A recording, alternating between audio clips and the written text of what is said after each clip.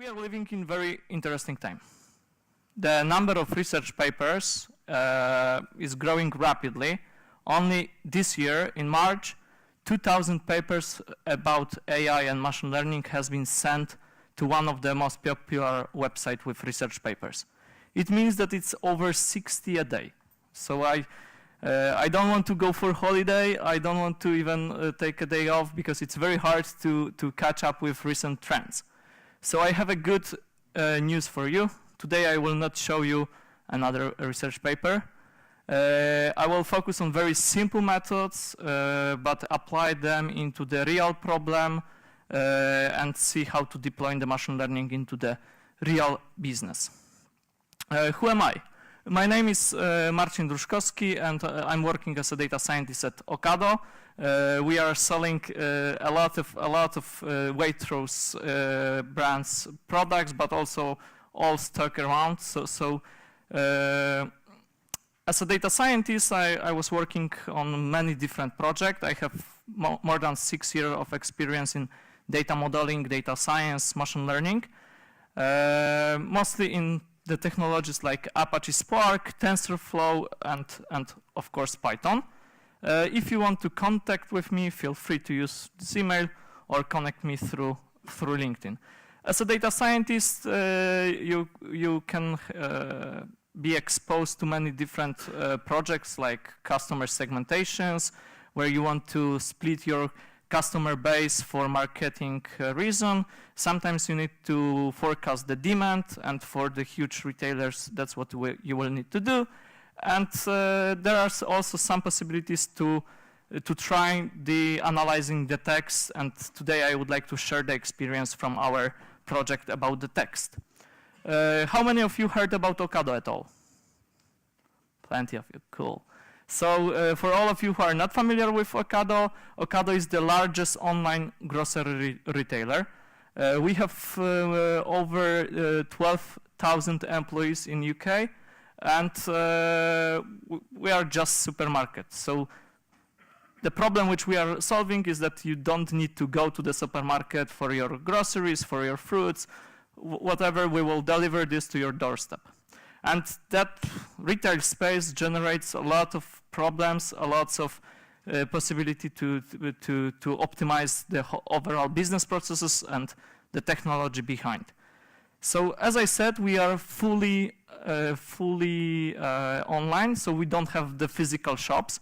We keep our whole stock in highly automated warehouses. We call them customer fulfillment centers. And we are building the technology in-house Ocador to manage robots to help us pick and later deliver the food to your doorstep. Because we don't have the physical shops, we have only the 2 real points of contact with our customers. First, when our drivers deliver the food, and second, when you as a customer will decide that you need to call us or write us an email through our contact center. And of course, we need to keep customer very happy on both of these contacts. The most important thing for us is to have the exceptional customer service. And I would like to share the experience from the project, NLP project within the contact center space. So how the typical contact center works? When the new email or new call comes to your contact center, it's land at the end of the queue, because most of the traditional contact center works in a FIFO manner. So first in, first out, or in other words, first in, first served. The customers can write us emails about almost anything, and when I say anything, I really means anything. So some of them will ask for refund because the product was damaged. Some of them will raise the issue about the credit card, the payments issue, and some of them also will ask us for adding a new product to our stock. As you can see, not all of these requests are equally urgent, and if your card is blocked, you would like to be handled much more quicker than when you raise a request for adding a new product. And if the contact center is working in traditional way, it's not possible. So when contact center manager came to us to ask for help, what he can really do with that state, we, as a data scientist, we switched off our computers and went there for 1 day working as a proper contact center advisor. So we set up the headphones and we talked to real customers to see how the application works, to understand the process. And that 1 day learns me more about the whole machine learning space than whole my study, because I understand that to deploy machine learning successfully, you need to understand the environment when that model will work. When I went there, I learned that the reality looks more like this. So plenty of new emails coming every minute, and people who are working in contact center cannot optimize their processes because they don't know what the content of email until they read them. And sometimes, in case of the spam messages, when they will read them, it's already wasted time. So we need to somehow organize this. The business goal for the whole project was to have, at the end of the project, have chart like this. On the x-axis, we have the urgency of the email. On the y-axis, there is a time spent in a queue. So the urgent emails, like payment issue, should be handled in a matter of minutes, and very low urgent issues can be handled in hours or even never, sometimes in case of the spam. Okay, so what we can really do? We can build the machine learning model which will return the list of tags for the particular email. And later, based on the tags, we can determine what is the final priority of the email and put the emails into the right place in the queue. So let's see how it works on the exemplary email. There is an email from real customers, and she's telling us that she has children, so she would like to buy online, and that's why she's using us. The machine learning models should return that email is about feedback, and based on the sentiment analysis, we can say that customer is happy here. Later on, based on these two tags, we can simply say that it's not very urgent issue, and there is no immediate action needed. From the machine learning perspective, for all of you who are data scientists, it's pretty simple multi-label classification problem of the text. So to deploy machine learning successfully, you need to know what you really want to optimize. So you need to define how will you assess the accuracy of your model. And we went for a pretty standard metric, F1 score, which gives us a very nice trade-off between precision and recall. There is no proper data science talk without complaining about cleaning of the data. So I will not be an exception here.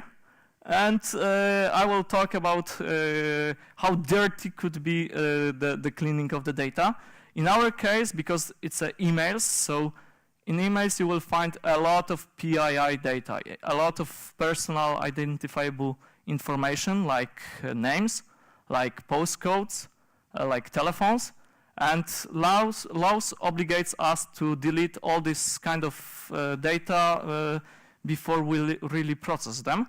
So that's why we need to somehow clean them. And it's pretty painful process. You need to use a lot of regular expressions. You need to use also some name entity recognizers to find the names, to find the addresses, etc., etc. And as common in the machine learning space, you also need to get the proper labels for your training examples. So we took the old data from old categories and somehow inference them to the labels to learn and teach our models in a supervised way. Okay, we have the clean, properly prepared the data set, and it's very, very tempting to just take the random research papers, and there is 2,000 every month, of these papers and try to implement the state-of-the-art technique on the top of this data.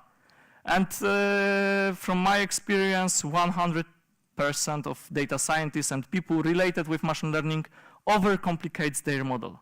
They are so ambitious that they want to work on something ambitious, and they are just using techniques which are not good enough for the case. From the business perspective, when you are sitting with the business, when you are talking with them, it's crazy idea to start with something so complex like neural networks. You should always start with something very simple, and you shouldn't be even afraid to start your product, to push it without any machine learning at all, or even some very simple heuristic. Because machine learning should optimize something rather than be a technology just for the sake of the technology. So what we did, we built by few lines of code, we built the very simple logistic regression model on the top of back of words. So it's few lines of code, very, very simple, and that simple algorithm got the 0.4 F1 macro score. As you see, it's significantly better than the random solution, but that solution, it's all about for checking our hypothesis, for validates them. So thanks to this solution, we have been able to find few bugs in our data pipeline, in our data cleaning process, and it also shows that this solution could work. I mean, we got the feedback from contact center engineers that, guys, that's a great tool, but accuracy is so low. And that's feedback, it's exactly what data scientists would like to hear, because the fun can start now. So what we did later, when we got the feedback that everything is working, everything is fine, but the accuracy is pretty bad, we went for the most common choice to improve that accuracy, and we built the convolutional neural networks on the top of the word embedding, and we used the TensorFlow. So for all of you who are familiar with TensorFlow, I shared the three very easy tips, but these tips can help you build a better model in the future. So one sentence about the TF-UP-Flux module. TF-UP-Flux module is very thin wrapper on the top of ArcParks and gives you ability to expose your parameters of the models as a command line parameters. So later on, you can get very reproducible solution, and I will show that at the end of the presentation. Later on, safe model.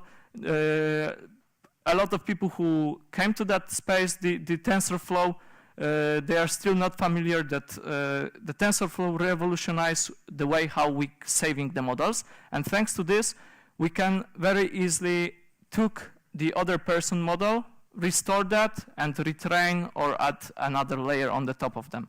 So it's pretty nice, and everyone should know that. And the last tip for the TensorFlow geeks, TFDB. TensorFlow has a proper debugger, so if you have any problem with your code, just use TFDB and TF-Assert. When you want to run the word-to-vec, because we wanted to build the neural networks on the top of the embedding layer, as an embedding layer, we went for word-to-vec. As always, you don't need to write anything from scratch. The model is already built, so that one command line will build your whole word-to-vec model on your data set.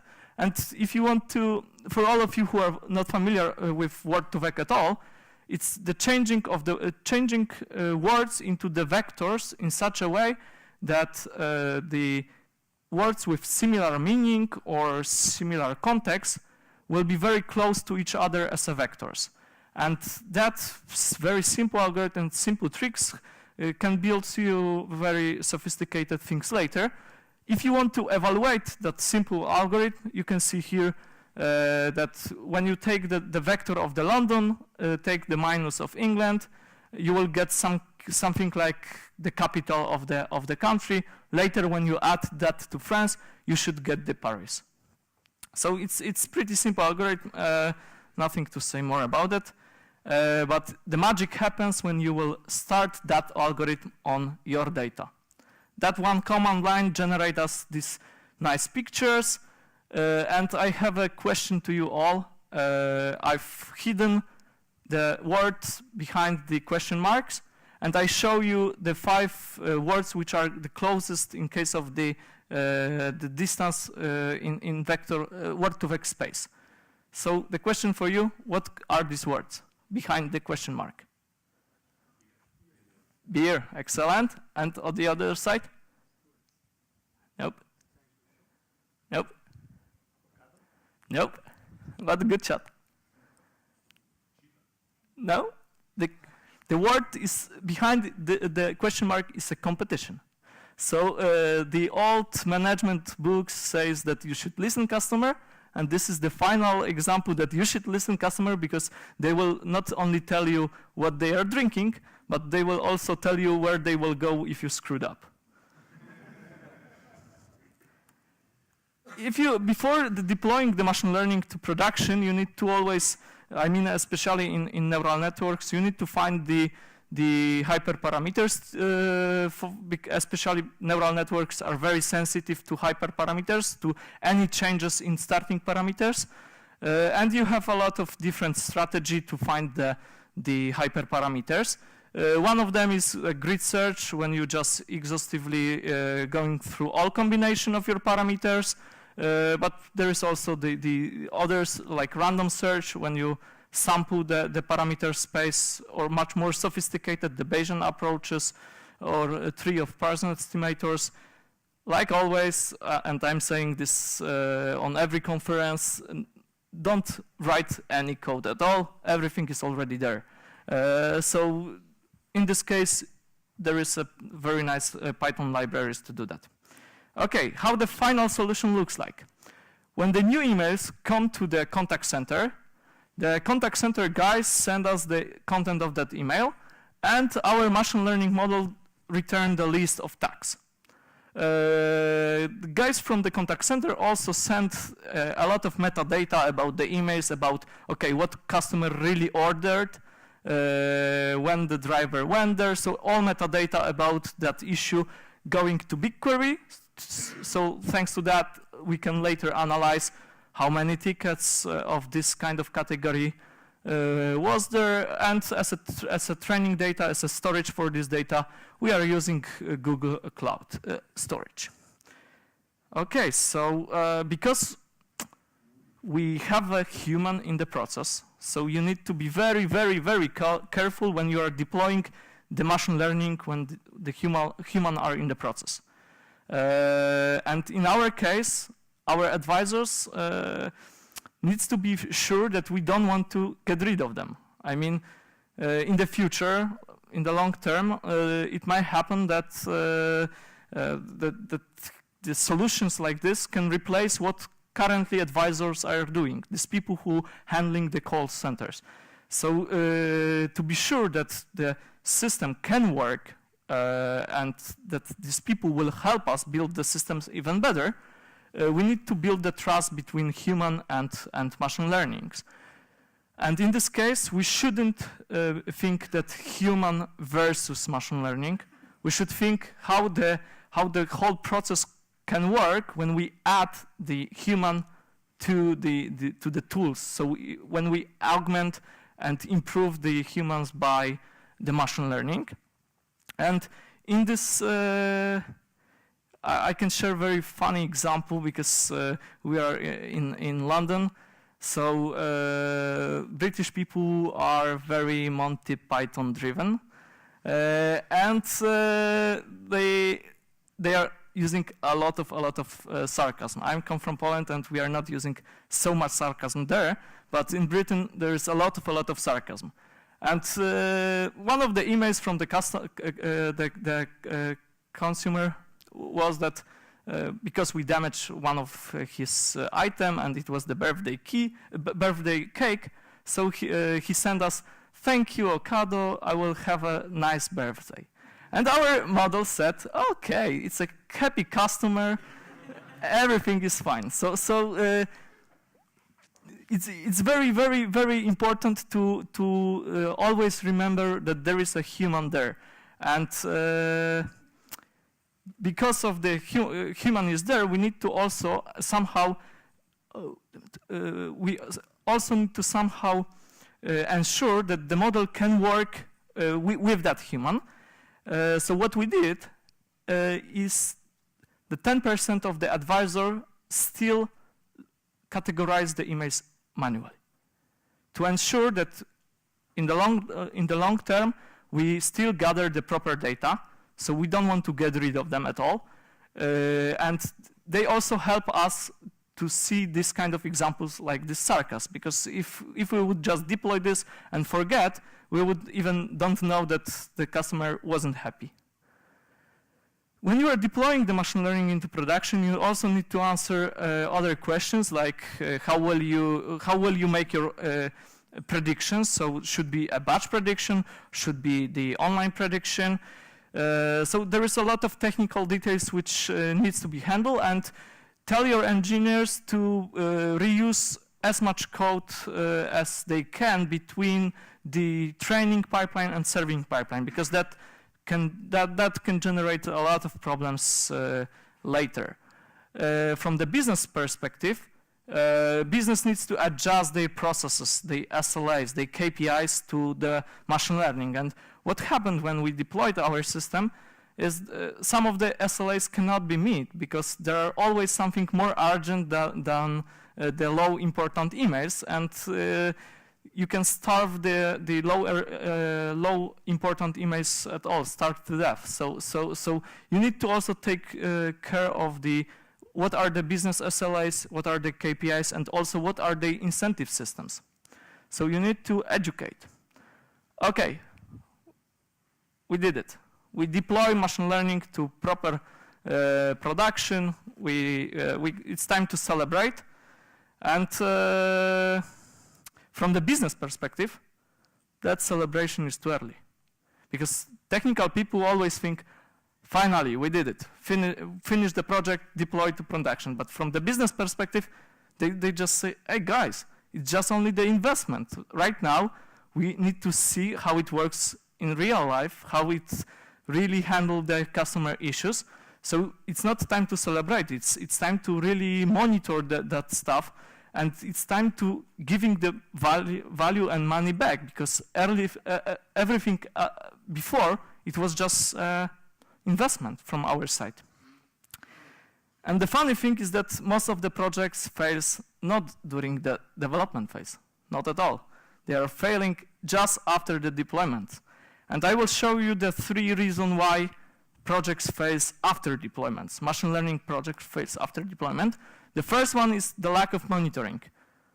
The guys, data scientists, when they finally found the good model, they are so happy that just from exploratory lab, they just want to move that as soon as possible to the production. They don't think about how they will monitor that stuff. And the monitoring is very, very important. In our case, as I said before, we encourage 10% of our agents to still categorize emails to have that monitoring and to see, for example, that one of the tags is going down, and we cannot predict this very well. The second problem of the deployments of machine learning is that data scientists forget that they are writing the software, and the whole company is forgetting that they are, at the end of the day, they are wrote some software. So the machine learning models needs to be treated as a just normal software. So it needs to be code versioned, it needs to be tested, well tested, some CI environments as well. So everything should be done properly from the software engineering point of view. And the third reason why the project fails is the reproducibility. What we can gain with the reproducibility? You are much, much, much more confident about the results, and also your data scientists are happy to switch between projects, because it's very easy to jump into the project, reproduce the models, later add few layers, change models. It's very, very easy. So in this case, John Ioannidis, who is the professor of medicine at Stanford, claims that most of the research papers' findings are wrong. I mean, they false. He and his colleagues analyzed thousands of papers around the world from the medicine world, trying to obtain the same results as authors of the papers claimed. And only in very small % of papers they were able to really get the same results. So the problem sits in the reproducibility. And how we are defining the reproducibility. The reproducibility for us is that you need to have the same code with the same data, and everything needs to be run in the same environment. So everything needs to be fixed. That's why we are using Git. That's why we are using a lot of the Docker. So the whole environment is in the Docker containers. And we are using a lot of Google storage to keep a copy of our data there. To ensure that all our models are reproducible, for every model, we are creating a very, very simple config file where you can find the commit, so you have the code. There is also the specification of the environment, the data which we have used, but also the parameters. And that dictionary of the parameters comes from the tf-up flags module from TensorFlow. So we are getting everything for free, and if you have this kind of JSON file for every model which you have created, it's very, very easy to have the reproducible research. It's very easy to start the same model to get it every time, and it will be always the same. So let's measure the impact of the project. We have been able to improve the customer experience because right now the urgent issues like payment issue or customer is not in their houses, we can respond them 4 times faster. And surprisingly, we also saved some money, even if it wasn't the goal. We saved some money because we find out that 7% of the emails shouldn't be read at all. I mean, they are spam messages, or they are like thank you at the end of the conversation, or they are just some kind of the autoresponder unsubscribes or whatever, this kind of things. The whole system has been appreciated by European Contact Center Award, so we have been shortlisted there, and we are waiting for final decision. So as you can see, very easily you can build the very simple solution which improves the real life. What next? Because for the emails we are returning the list of tags, later on we can very easily monitor the rate of the particular tags. So if we see that there is a huge spike in the warehouse issue, I mean the damaged item, we can very easily notify our warehouse team, guys, something is wrong with raspberries. So many customers in recent hours notify us that they got the damaged raspberries. What else? We can also track the sentiment because we have a tag with if customer is happy. We can track the sentiment over time. So we can check, okay, if our customers are happy during Christmas or not, because Christmas is crazy time for retail. And it's the busiest time through whole year, and we still don't know if our customers are happy or not during the Christmas. And thanks to this solution, we also can do that.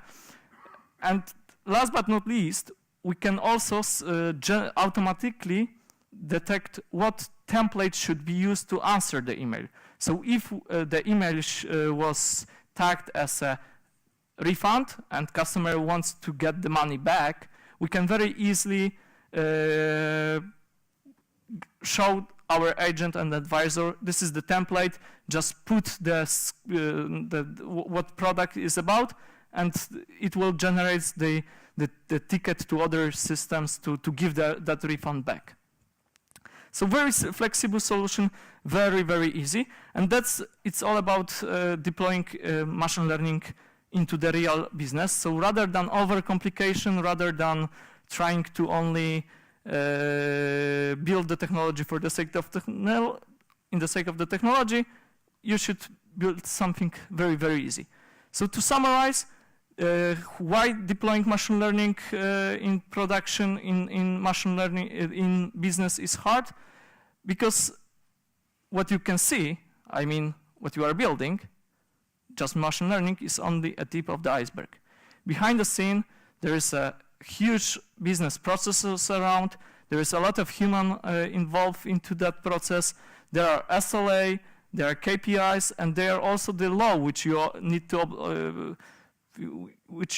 also need to adjust to these laws, like we did for anonymization of our data. So what you should do,